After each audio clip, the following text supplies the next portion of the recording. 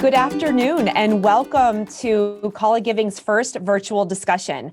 I'm Stacy Langle and I lead charitable giving at Kaulig Companies. Today we're going to discuss the importance of partnerships between businesses and nonprofits and try and share some insight into those relationships.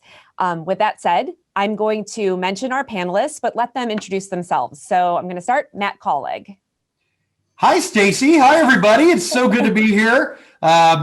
It's one of my favorite topics to talk about charities and philanthropy, and it's really cool that we're doing this and talk about the partnerships that businesses have and that people have with different charities and organizations. So, but I'm Matt Kaulig. I'm the chairman of Kaulig Companies. Started a company called Leaf Filter back 15, 16 years ago. And now it's grown into all that we have in the Kaulig Companies, including our NASCAR team, which I'm down and Tim's down. We're down in North Carolina right now, coming to you from our race shop. So really good to be here. Thanks for everybody for getting on, and really excited. All these panelists, Garrick and Penny and Stephanie and Tim and Stacy. I think we're going to have some fun today. And we're going to talk about some really important, great things that we do for our communities. Thank you, Matt. Tim Klepper. Hey, everybody. I'm Tim Klepper. I'm the president and CEO of the Kaulig Companies. Couldn't be more excited to be here. We are in the race shop today down in Welcome, North Carolina. Just making sure that we get 2021 off to a great start. And the topic of giving and what we do as the spearhead of the Kaulig Companies couldn't be more on the forefront of my brain, and just thinking about what we're doing today and where we're going and our partnerships and letting everybody get a little exposure into that makes me super excited. So thanks for having us. We are thankful that you guys are on the phone, and we're going to have some fun. Thanks, Stace. Thanks, Tim. Always love your energy. And Penny Forster, welcome. That's a tough act to follow, first off.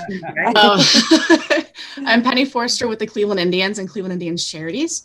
I've been with the team for about 20 years. I started very young. And I've always focused on partnerships with the team, but in the last few years, specifically on our charitable side and our community impact team. So where we can build partnerships to do even more for our community. Thank you, Penny. And then Steph Myers, also known as Number One. Thanks, Stacy. Yeah. As Stacy said, I'm Stephanie Myers. I'm from the LeBron James Family Foundation, and our focus is really committed to redefining community and building those stronger relationships with our I Promise families here in Akron. And the only way we can do that is with our amazing partners. So that's how we got into this panel today, and we're quite excited to be participating. Thank you so much. And Garrick Doss, welcome. We're so happy that you could join us today. Oh, the pleasure's all mine, but I'm trying to figure out, I got to follow Tim, and then I got to follow Number One. So Number One. That automatically puts me at 2 and below. So. But nevertheless, I'm owner operator of Chick-fil-A Harvard Park. I've been there, opened it up 10 years ago. So. Well, thank you again. Thanks for joining us. All right, well, let's just jump in and start chatting. What's in the secret sauce, Garrick, of the Chick-fil-A? Even those little tiny bites, what's the secret? We need to know. Well, I can't say it in public because then we'd have to kill everybody. But you and I can talk off. We can talk offline, and I'll give you the secret. Awesome. All right, well, let's kick things off. Let's just jump in and start talking about partnerships. So Matt, we're going to start with you. You're the reason we're here today, having this conversation, trying to do more to better the greater community. Tell us why giving and just doing more is important to you personally and to Kaulig Companies. Well, it's become one of the things, in business. I think it's important. We have several different types of businesses in the Kaulig Companies, like I said before. And, one of the things that's been great over the last 4 years or so that we've been doing our charitable giving programs, or that we've actually had a company, or what we would call, it's an organization or a foundation called Kaulig Giving, the Kaulig Charitable Giving programs, it's it's really important to give. It's a fun. It's actually become my favorite part of what we do. It's the opposite of business, where it's like, well, we look at it as a business, but it's business is for profit to make money. And our charitable giving, and we talk about this all the time, but our charitable giving programs is to see how much money we can give, to see how many people we can help and to give. And, it's not to say that we don't help people, which we obviously do in business, but it's really become a really important part of what we do, and especially here in Northeast Ohio. So, Northeast Ohio is such an amazing place to live and to grow, and we want to make as big an impact as we can to everybody in our community, who truly needs our help, because there are so many people, as you know, that really do need our help.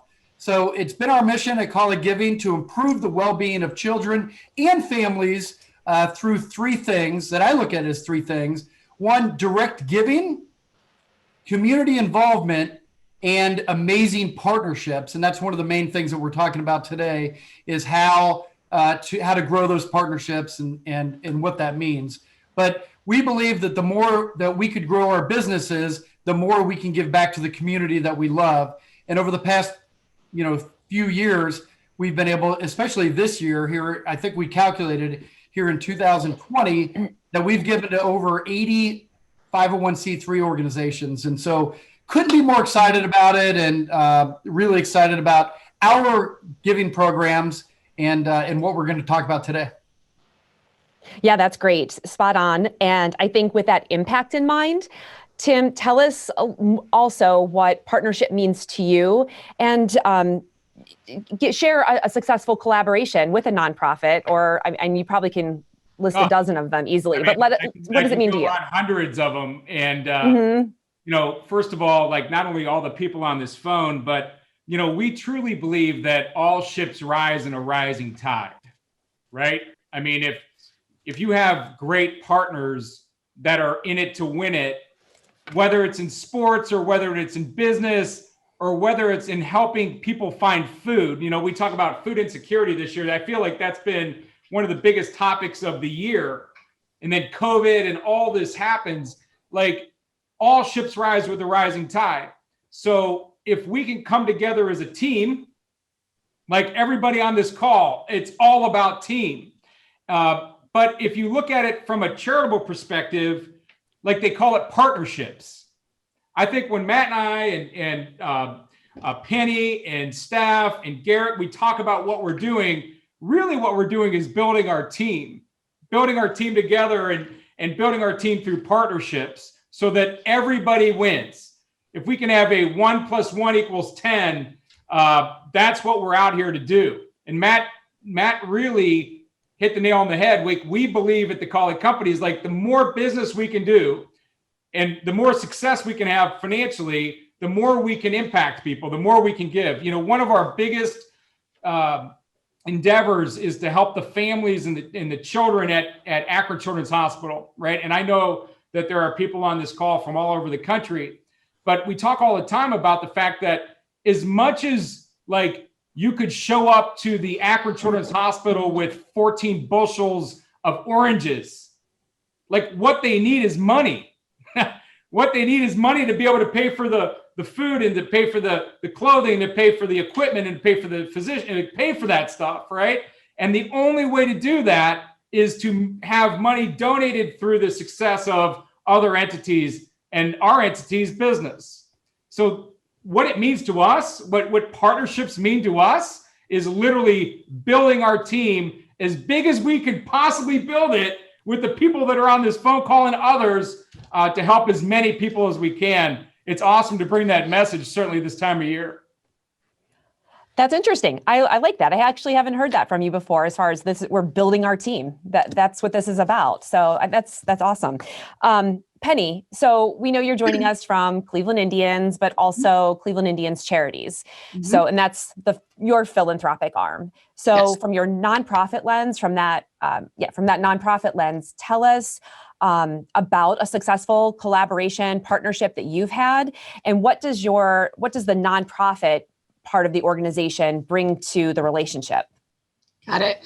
So I think for us, it's really important that we're always staying creative with our partnerships. That's how we grow, right? So I think 2020 is the perfect picture of how creative we had to get because so much of the landscape changed for us and how we were giving back. We had to pivot a lot of things. And because of our relationships, which are so important to us with our partners, there's a lot of trust there, a lot of open communication. So our partners were able to pivot with us and pretty quickly.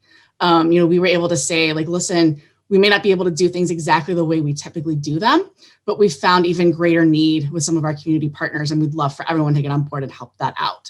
So, one example is obviously our Give-a-thon, which we started in 2019, had a hugely successful first year. Thank you, Tim Klepper and Matt, with Kaulig Giving and really supporting all of our normal youth-based ball and softball initiatives.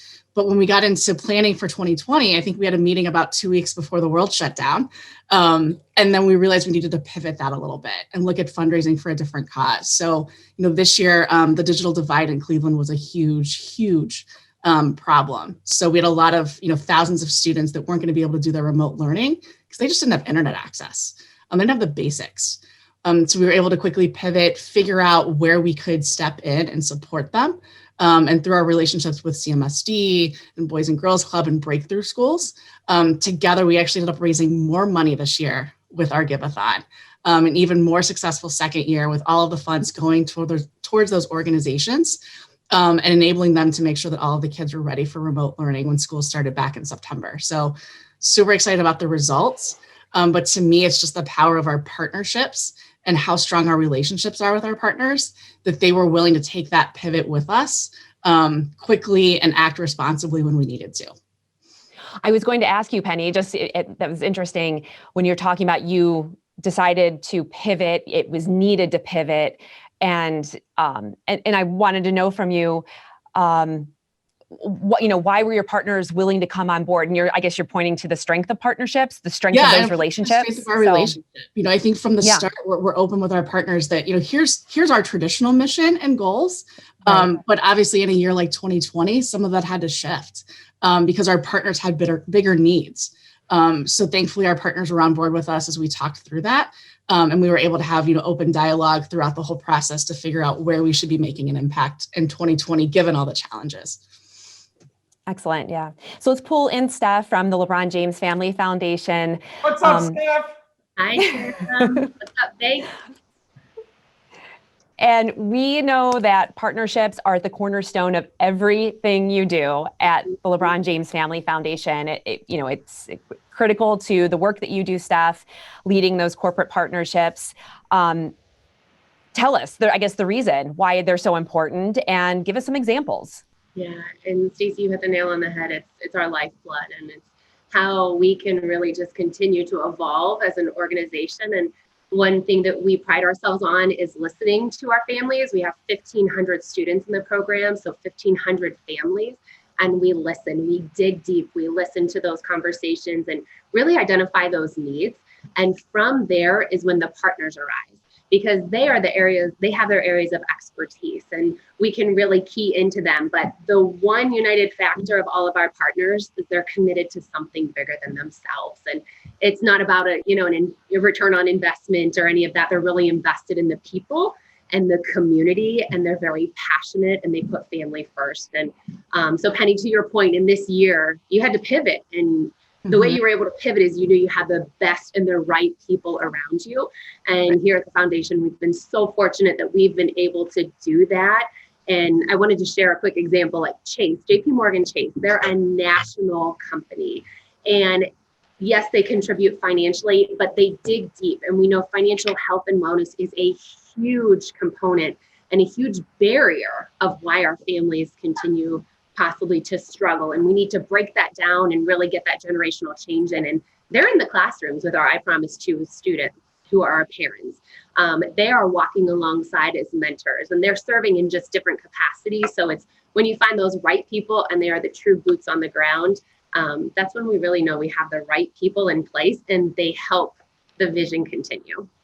Hasn't it been amazing, you guys, that people have stepped up, organizations, charities, even companies have really stepped up during this time when it's just been really tough. And I've it kind of shows the true spirit of where everybody's coming from. That you expected even if we're talking, you guys are involved in sports. So are we with NASCAR. But I mean, that even sponsors and charity and people giving have actually realized what the impact, has been and didn't shy away. It's almost like you expected people not to give or to shy away from, or to put things on hold for the year. But people have really, organizations, charities, foundations have really stepped up and really, in this time of need, just been normal. And it's just, it's been amazing and really surprising, to be honest with you. Yeah. It's the bright spot. Agree more. I couldn't agree more. Yeah. It's the bright spot in this year, I think. So, well, let's pull in Garrick into the conversation. So as we know, Garrick's joining us from Chick-fil-A. You have a lot of interesting experience beyond Chick-fil-A, both for-profit and nonprofit. But from that corporate lens, Garrick, what motivates you and your organization to get and stay involved with a particular nonprofit? Well, a couple things, right? I think first and foremost, Chick-fil-A and then Chick-fil-A Northeast Ohio, we're passionate about giving back. And I think Matt and Tim and everybody talked about it, especially like for such a time as this. And I think what we could look at as a rallying cry, when people need, we rally to that cause. I mean, no one would have picked this pandemic, right? And so the question became, how do you respond to it? What could you do to make life better? And I think that's what we did. If you look at our partnerships with the Cleveland Indian Charities. And by the way, we've been partners with them for 3 years. And I think Penny said it earlier, they were able to pivot. It's good to be with an organization that you can use what they have to what we have, no matter what the opportunities might exist or whatever pandemic might hit. We did Valisano Family Fund Rides where we raise money to support cancer research. I mean, that need will always be there. And it's easy to be involved with that. And so a corporate perspective, that's what we look at, partnerships that work. Does it pass what I call the spirit test? Does it feel good? Does it make the right impact?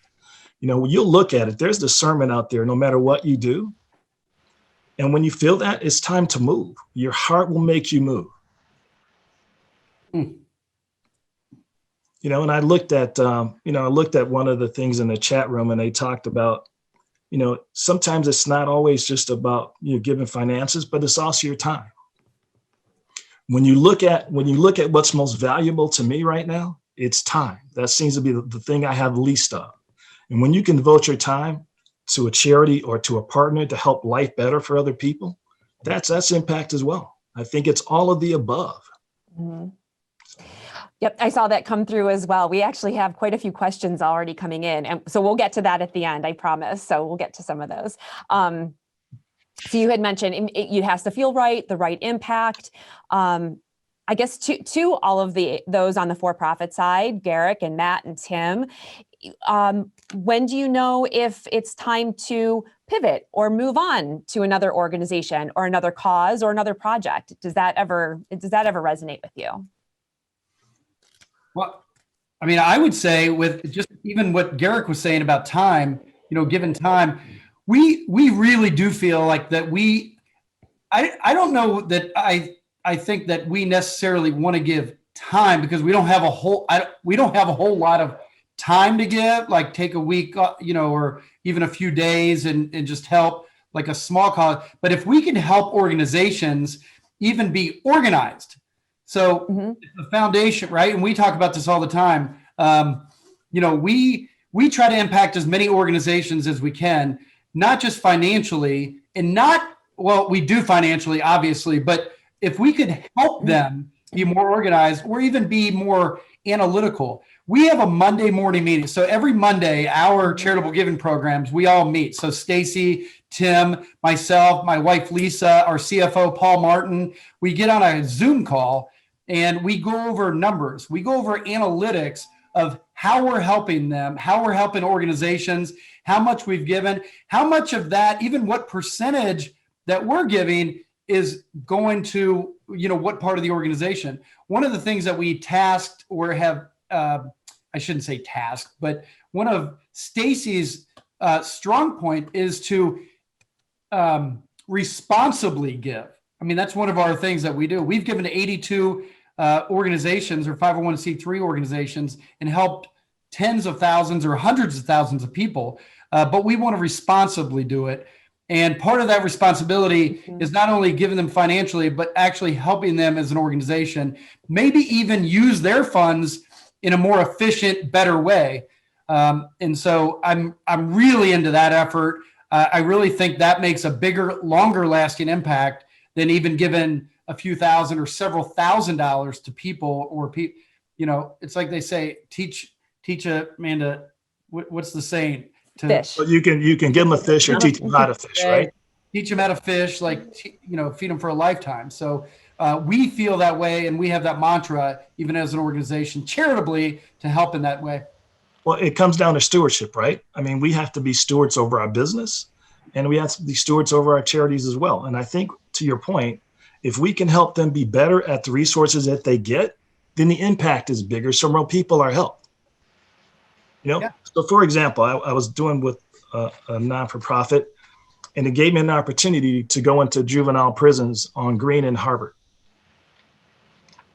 Now, that wasn't the original plan, but it came out to go that way. And so I had a chance to physically go in there, talk to young men and about life, right? That their start does not determine their finish, nor their current circumstances, their destiny. Those are lessons for a lifetime. And if you can impact or help them today, that'll solve a whole lot of problems in the future. And so it's about stewardship. And anyway, sorry. No, absolutely. That's interesting. And I think that's what we try and learn about organizations and need and bigger problems, and then how we can be effective, as Matt was, referencing, with those dollars when we give them. Can we collaborate with an organization? Again, that gets us to the heart of this conversation. Partnerships, so that they're stronger, we're stronger. And then it goes back to what Tim's saying, building that team so we can have greater impact. And I have to say one thing, and I just want to say it. And you were asking, when do you know when to pivot? Mm-hmm. That's the problem, right? People pivot too fast. I've been involved with the Cystic Fibrosis Foundation for 25 years. I'm going to be involved. We are going to be involved with the I Promise School until there is no I Promise School. I like hearing that, Tim. We're going to, when we come in, we expect it not to be perfect. And we're going to work together as a team or a partnership to make it as great as we possibly can to impact as many people as we can over the years. So this isn't just hey, sorry, you didn't raise enough money at your golf event this year, so we're out. That's not how we operate. Right. And I think that's one of the beautiful things about what everybody on this call really has the spirit of their foundation. Yeah. Certainly us. I was going to answer the question by, we hope that nobody ever wants to move on, but we understand that partnerships have to evolve. So if there's changes that either party needs to make the partnership better, let's do that before we talk about moving on. Conversations. Talk about it. Sometimes you have to have hard conversations. Right. And once again, it's stewardship and it's a relationship, and both parties have to be engaged and involved. And I think in our work, we look for those partners that are with us for the long term and want to be committed long term, because the last thing we want to do is bring an organization in for a one and done, have a great day, but really not have that opportunity to develop relationships with our families, or they're in for a year and then they're out and our families feel abandoned. So it's really taking that time in the beginning to figure out who you want to partner with. So then when it gets possibly rocky, you can work through that with them and they stick with you for the long haul.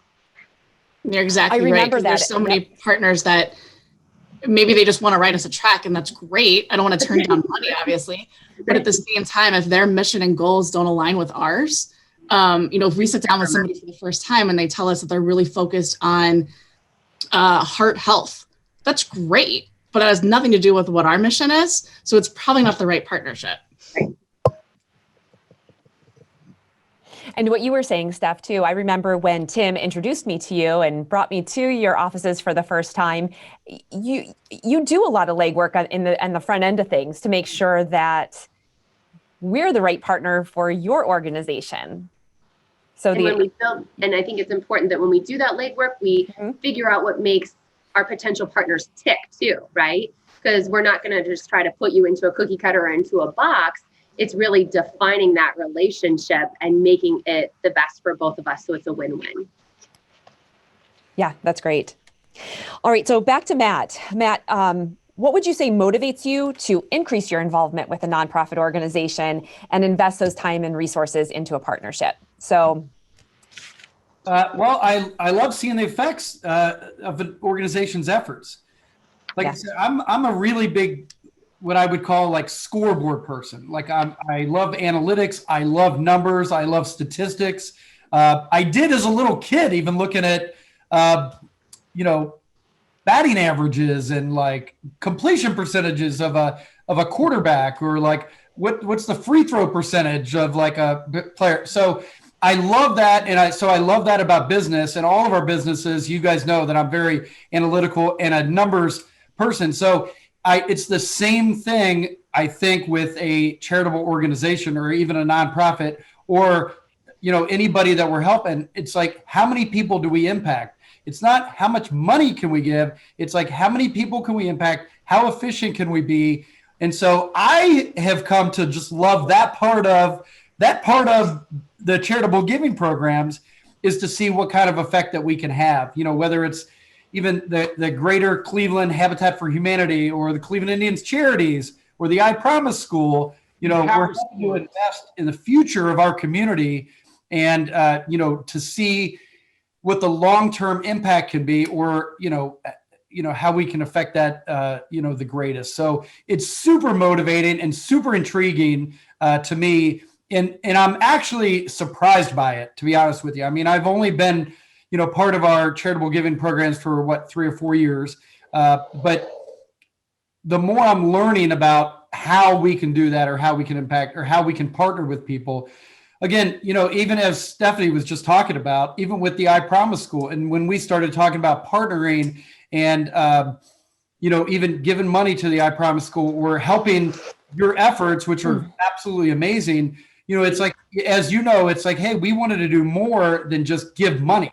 Exactly. We want to just put our name on the wall. Like we want to have an impact. We want to give. We want to do things. And so, we've tried to do that, and we know that you guys appreciate that and would rather have partners that want to be involved more, than that. Same with Penny, with the Give-a-thon. I mean, it's like we want to be front. We want to help. We want to actually be front and center and kind of lead those efforts, or try to, partner and help lead those efforts, which has been super fun, to do. And I can't wait till next year when we do it again. But anyway, long-winded answer to say, that's what motivates me. I have fun. It's got to be fun. It's fun to give and help people.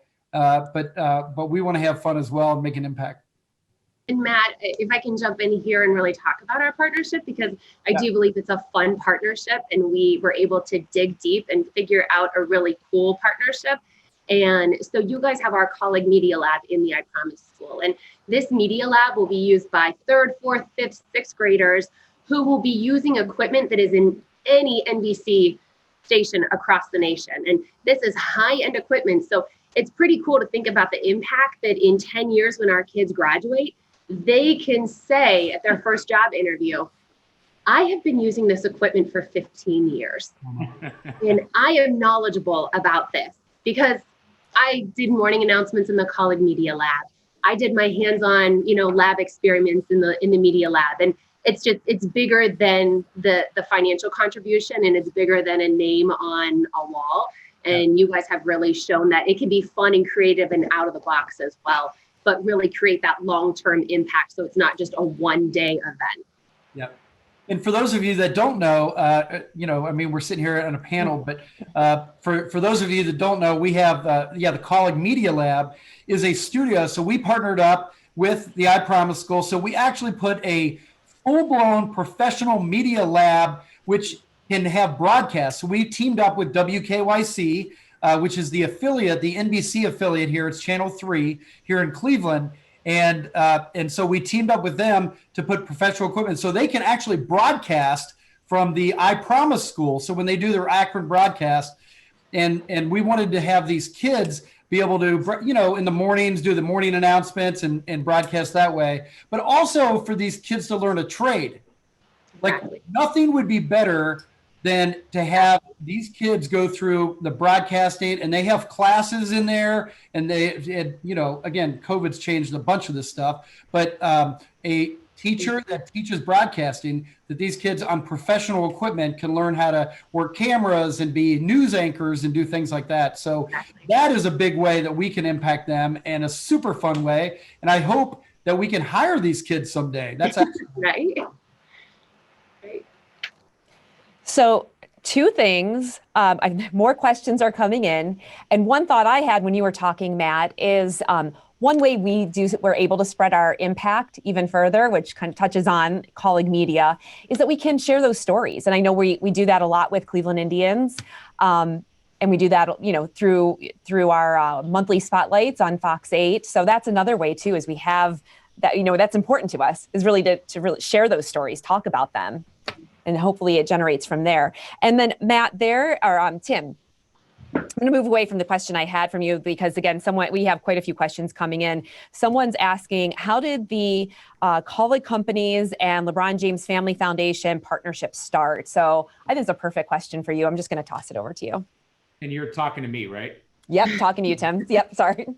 Well, let me take you guys down a little trip through memory lane. Matt and I were at a Cleveland Cavs game watching the Cavs chew somebody up back in the day. And somebody behind us kicked over a ginormous beer. And as the beer was cascading down, and I see this like yellow puddle of beer flowing down into this woman's purse, I picked the purse up, and the lady next to me looked at me like, what are you doing? And I'm like, I picked the purse up and I put on like somebody kicked the beer over, and I don't want to get your purse all soaked with beer. And I'm sitting there talking to her, and it turns out it was Mickey Burns from Channel 3, president of Channel 3. Had no idea.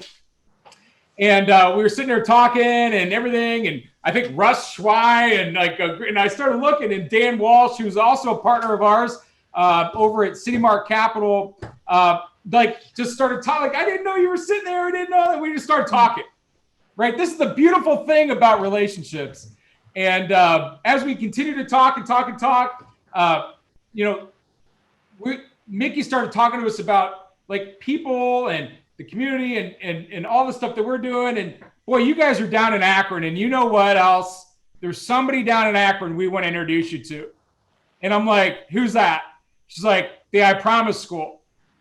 I'm like, well, why? They're like, well, with all the things you guys are doing in the community and what they're trying to do, it just seems to me, right? There's no rule book for it. It just seems to me that you guys should know each other.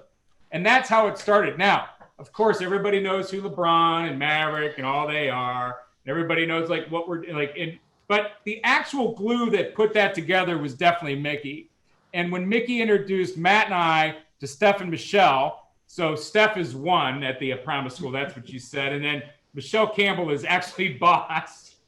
That's she is. Boss, right? And we went down there for a meeting. And when I say fireworks, I mean, guys, Steph, I mean, you can say like, it was like together we can partner or create our team and do some great stuff. And that's how that whole thing came together. It's that simple.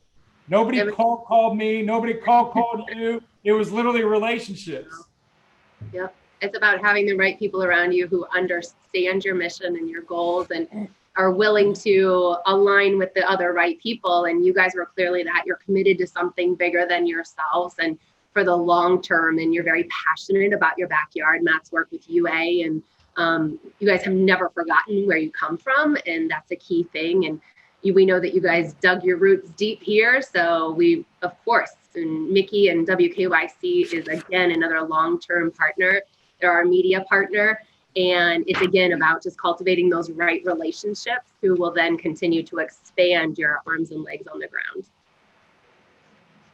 Great, thank you.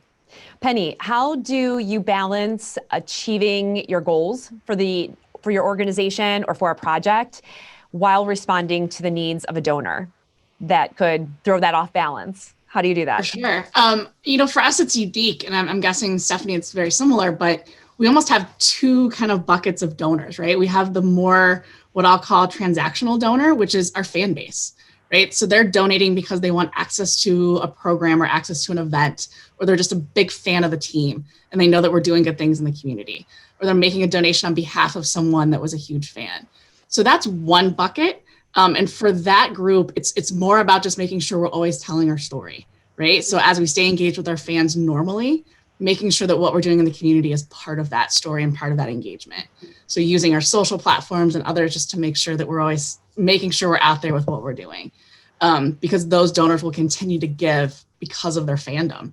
And then the other group is the one that we're all talking about, and that's our partners. So obviously our partners may be involved with the team in different ways, but at the core, they're also a donor and a supporter of Cleveland Indians charities. So how can we continue to engage them? And that goes back to what we've been talking about, making sure that from the start, our goals and missions are aligned. The first meeting I had with Tim, and he said, we're all about kids. I'm like, great, so are we. So how can we build upon that? Because all we want to do is, make sure that the youth of Cleveland have a chance for success, and how can we help them get there?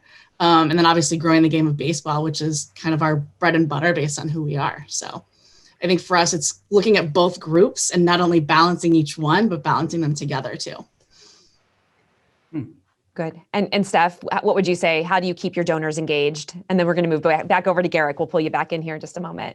I think very similar to Penny, we have our two different buckets, and a lot of folks are really excited about the Promise Bands. It's been a decade long, and that's a huge fundraiser of ours. So the folks that are international or across the country and they can't support in the ways and be the hands and feet on the ground here with our foundation families and involved, that's how they are. And through social media, Penny, you're hitting the nail on the head and all of that stuff. How do you engage them? And we have a crazy, amazing social media team and branding team that helps execute that. And then keeping the donors happy, I think it goes back to what I said earlier, is vetting it and make sure you have the right people in place, right? So then you can have those deep conversations if you feel like you're not going to meet a mark. Or you can have those deep conversations about, okay, let's pivot. We are hearing that homelessness is a huge concern for our families. And that's why they're not coming to school. It's not because they don't want to come to school, but because they're bouncing from couch to couch to couch, and they may not have the means to get to school. And really then helping us pivot and find those right partners to help us respond to those needs that we hear about. And I think too, if I put my nonprofit hat back on, it's sharing that story that you were just telling, connecting your donors to the cause and those details. So I think that's so important, and that both of you are really good at. So Garrick, yeah. Stacey, I was just going to say, and I think it's something to think about too. We have such a well-rounded, variety of donors. They're all very passionate. We have our local mom and pops, we have our global, we have our backyard, to Akron. But it's just really making sure you understand what will make them tick, right? So, and just really being able to connect that has been a really big key to our success, and not just looking at corporate and not just looking at selling I Promise bands. It's how do we have a whole package, because this is how we're really, really redefining community here in Akron, and we're not doing it alone, and we'll never claim to do it alone. And what makes them tick can be so different group to group. Yeah. And to your point, understanding that and understanding what is the common thread, which for us is that at their heart, everyone's a fan of what we're doing and the team, right. But how can we touch upon the different things that are unique with each group? Mm-hmm. I think what both of you just did, though, that's why you just showed you're so good at what you do. You just talked about really the nuance of connecting with people and understanding exactly what's motivating Tim and Matt to get involved, stay involved, share the stories, understand them. So, and yeah. It's interesting. That's really interesting.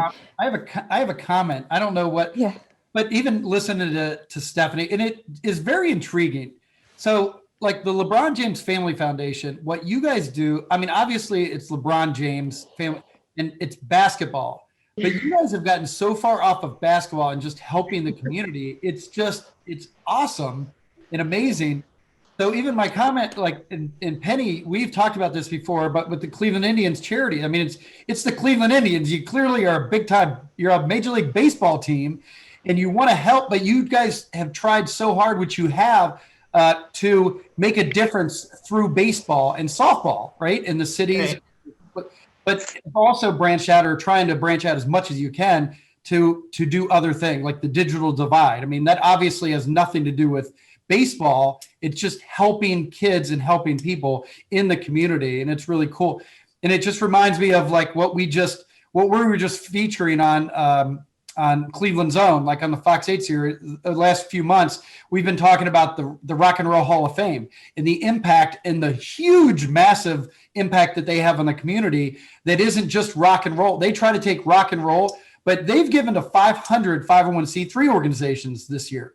And so they impact the community like almost nobody else does. But most of it doesn't have to do with rock and roll. So anyway, I don't know what my comment is, but I think it's cool that that organizations utilize like the Cleveland Indians utilize their major thing like baseball Platform. Their platform. As a platform. Yeah. Right. Yeah. Yeah. That's the entry. So like rock and roll or again, baseball, that's the entry point to connecting with people, impacting, having that positive impact. So let's pull in Garrick here. So Garrick, do partnerships help define your giving and your community involvement, or is it the other way around? Do you have a well-defined charitable focus that then drives your partnerships? That's a great question. Tough question. So I would say yes, no, maybe, sometimes, and all of the above. And so when I look at it, I look at our organization as 4 levels of giving, right? So Chick-fil-A focuses its giving and supporting youth, specifically in the areas of hunger, homelessness, and education. And then on a local level, we back that up as well from a market. So you've got corporate, and then you've got the market, and then you have the individual restaurant level, and then you have the operator level. And so sometimes the partnerships will define that because we'll partner with the Cleveland Indians charities. And so we'll partner with them, go with their charities. And there are times where we'll find a partner to help us with the focus that we have. And I think it's all about that relationship. And I think that's what makes this so great. I think that's why Stephanie and Penny are really good at what they do. Because like I think Matt said it earlier, let's say baseball and basketball. Well, their charities have nothing to do with any of that. It's about education. It's about how it's about all the things that we want to be a part of. And so it's all of the above, which is a good thing. It's a great thing. Well, that's interesting. I'm glad. Yeah, it's interesting that it's not just one or the other, but there's a lot of nuance to that. So your involvement. If you think about it, all Chick-fil-A, restaurants are independently owned, right? And so I'll have my own focus, and that'll be what my restaurant will do and partner with. And then on a personal level, there are some things that I want to do from a personal perspective that I'll engage in. And so you'll have corporate, you'll have the market, which is Cleveland, Northeast Ohio. Then you'll have Chick-fil-A Harvard Park, and then you'll have Garrick Doss. And I mean, it's a wonderful thing. Mm-hmm. Garrick, are there organizations? So Chick-fil-A as a corporation, are they involved in certain things that are separate, like you said, than your store? Oh, absolutely. I mean, the Chick-fil-A Foundation is primarily where they do all their giving through. But they're heavy, like I said, in homelessness and education. They've done just a wonderful job in the inner city of Atlanta. I mean, college football Hall of Fame. It's just real interesting. Okay. And by the way, I think that's something Stephanie and might want to just call them up. But nevertheless, I throw those things out. And that's a beautiful thing because it allows, Chick-fil-A Inc. to do what they do. It allows the Northeast Ohio Chick-fil-A operators to do what we do. And there's 25 of us. And then it doesn't preclude me from doing what I think I need to do in my community. It's a beautiful thing. Right. And I think that's also a key to success, though, because then as a corporate office, they know for their owners to tick, they need to be passionate about something, right? Because if I mandate that we always rescue stray cats, that's not going to work for all of them. So allowing them to be invested and have a sense of ownership and giving back and in what you said earlier, Garrick, about the servant leader nature. Well, absolutely. I mean, you're a lot more engaging. I mean, because if I'm passionate about it, I'm passionate about it. Absolutely. You can't fake that. Right. No. I would say that that's also something that's echoed here at Kaulig Companies. I know, Tim, you have said that a number of times. You want to see employees involved on board, serving in what they're passionate about. So it's just interesting to hear you say that, Garrick and Steph. Let me tell you something. At the end of the day, you're all in. If I believe in it and I'm passionate, I am all in. And that means resources from time. It means the whole thing. And I think that's what makes this so impressive. Binary. You're either all in or you're not. There's no in between. Not in this space. The light bulb is on or it's off. It can't kind of be on. You could dim it. It could be dim. But it's still on. You know what I need to do is what I need is to get this group. We need to form a team. We need to. We are the team. No. I think we could be unstoppable. I want to say I don't want to take this down a rabbit hole, right? But I do want to say something, and it's important that we talk about this. And I want to say two things. One, it's very important for everybody to know that in my heart of hearts, and I think everybody's heart of hearts here on this phone call, is the inherent nature of people is that they do want to give. They do want to give back. They want to help. They want to do things. They don't want to be Ebenezer Scrooge given the time of year and just take it all for themselves. Like, they don't want that. The problem is people don't want to get screwed, meaning they don't want to give their money, give their time and find out it was a farce or it didn't impact. And so I think what Matt and I and all of us, Steph and Penny and Garrick, what we're trying to do through this webinar series is to show people how to do it. Steph, you guys are faced right now at the LeBron James Family Foundation. It's how are we going to scale this thing? We have to go out. There's so much work to get done, right? And so I think the way to scale it is to teach people. And if we can teach I've seen 50 of these come through the computer here. It's just a little nugget of information. Well, here's the nugget. If you can learn a little something about what we're talking about here today and take it back to your platform and put it in, we've then, I think, done our job. I think that's super important. That's the first thing I want to say. The second thing I want to say is I really believe in this homeless problem. Steph, you hit on it. Just because you're homeless doesn't mean you're that guy that said, I don't want to work hard and I don't want, you don't know. We're talking about kids, Steph. We talk about this all the time, that bounce from couch to couch. It's not that they don't want to come to school. They don't know how to get to school. Exactly. Who's going to get them to school? Where are they going to sleep? Right. So solving that, and we start with our own community. We talk about Akron and Canton. That's what we're doing. Or Canton. Sorry. Akron, Canton, Cleveland. But that's where our focus is. And hopefully through this panel, we can empower people from all over the country to learn how to do things the way we're doing it and take it into their own platform and do it. I'm done talking. Well, no, I mean, I think go ahead, Garrick. I mean, if you look at Penny, look at Steph, their passion is contagious. If it's like selling, like in business, if you don't believe in it, why would I believe in it? Mm-hmm. Good. That's a good point. I mean, why would I believe in it? Right. But if you look at this panel, I mean, I'm ready to jump in. I figured something I could do today but that's where it comes from, right? I mean, you've got to be all in. And if you're in, the heart's in, things can happen. Change can happen. Impact can happen.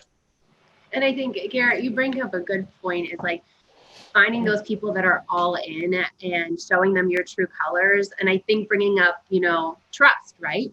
Trusting. Banks, you talked about earlier, is this going to be a whole scene and it's not going to really carry through? And from a foundation perspective, you're okay, I need to trust that these people are in it for the right reason. I need to trust that when I have a student that has, a mental health breakdown, that I can call my partners and they will drop everything that they're doing to show up at the hospital to help my student and their family, right? And so that trust, but that comes with working with humans, right? And just really understanding that you're all in this together, and if you choose to stand alone, you can choose to stand alone, but we as the foundation never choose to stand alone. You have a tougher, a bigger burden to bear with your situation because you're the LeBron James Family Foundation. That's a bigger burden than if you are Matt Kaulig. Flowers and Smiles, 501c3. We're here to help make sure that no kid in southeastern Portage County goes without lunch. You know, I mean, like, it's just a different, you have to really scrutinize to make sure that people aren't getting in there for the wrong reasons, because one bad egg, the whole thing gets broken. Yeah. Oh, no question. I mean, you know, there's a scripture in the Bible, but it talks about a good name, you know, and we raised our kids that way. You know, they didn't necessarily want to do all the things we asked them to do, but what we tried to get them to understand, it was bigger than them. They were representing the Doss name. It wasn't my son or my two daughters. It was the whole family. And it's no different than your business, no different than Chick-fil-A, no different than LeBron Foundation, Cleveland Indie Charity. It's the name. So I'm going to go ahead and jump in here. And you guys, there are tons of comments and questions coming in. So you're all doing an amazing job.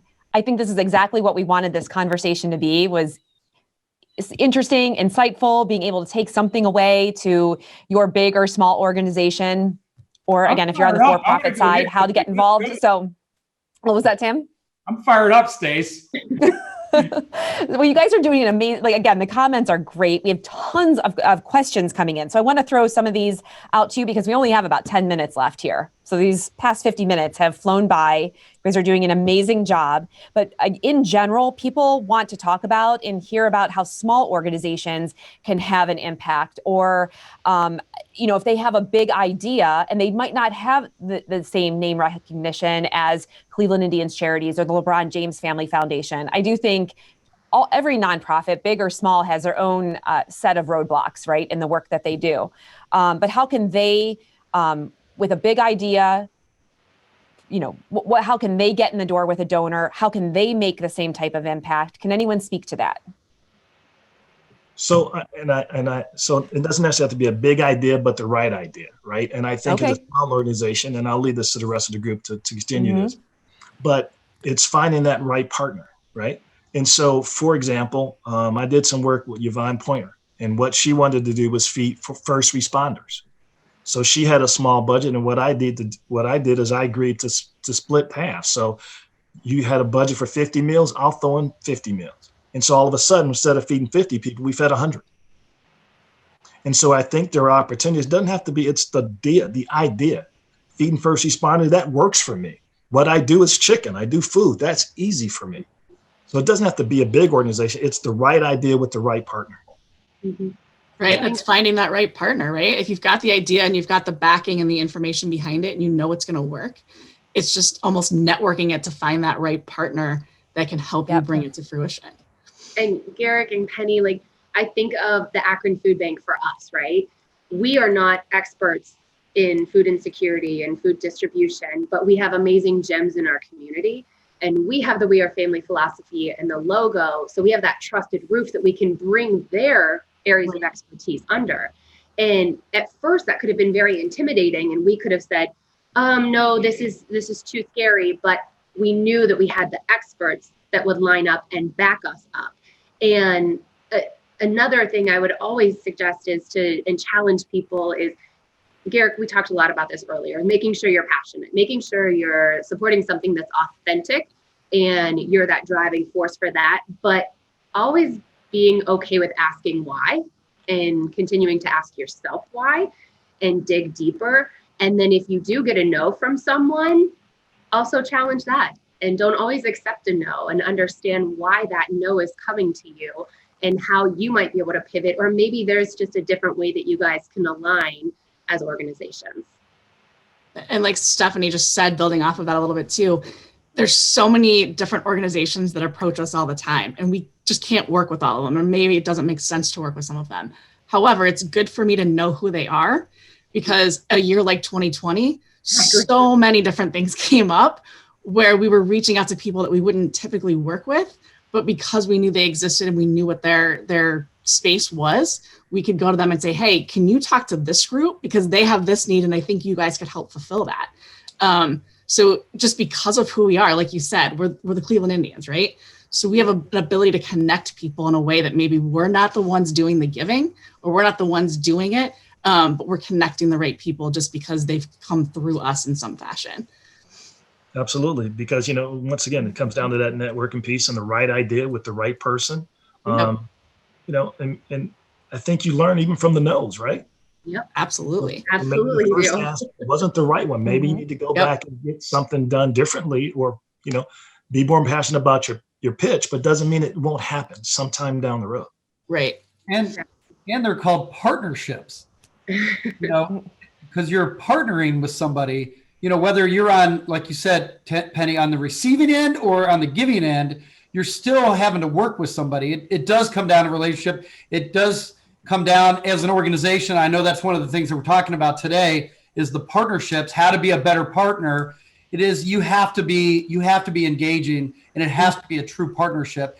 And you have to like the person that's running, that's even running the organization, because you're going to be spending time with them. You're giving resource or working together.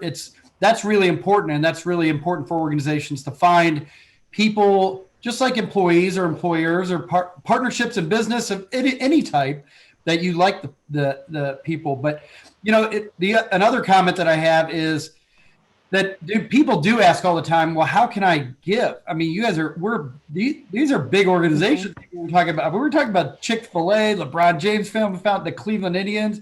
I mean, normal people aren't that big or don't have those size organizations, but it's like, what can you do? And my answer to everybody is just do something. You could start small.